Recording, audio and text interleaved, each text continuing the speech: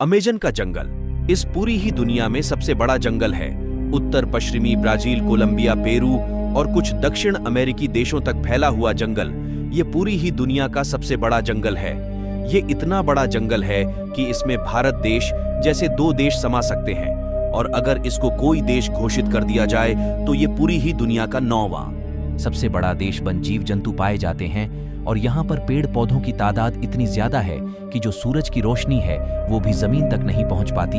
ये जंगल इतना ज्यादा घना है। अमेजन के इस जंगल को पृथ्वी का फेफड़ा भी कहा जाता है, क्योंकि धरती का 20% ऑक्सीजन इसी जंगल से आता है। इसके अलावा अमेजन जंगल इस पूरी ही दुनिया का सबसे रहस्य जंगल है, और आज हम अमेजन के उन्हें 10 रहस्यों के बारे में बात करने वाले हैं।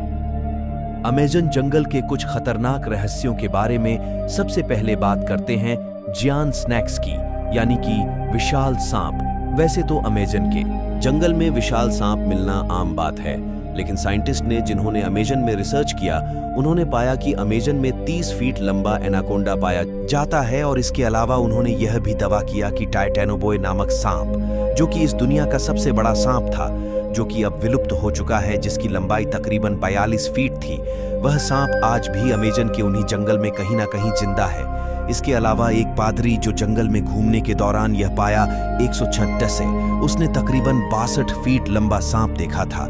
जंगलों में रिसर्च करने में ही बीता दी एक बार की बात है। 194 के दौरान उन्होंने अमेजन नदी में एक 62 फुट लंबा एनाकोंडा देखा, और इसके अलावा उन्होंने उस एनाकोंडा पर अपने बंदूक की गोली से फायरिंग भी की थी।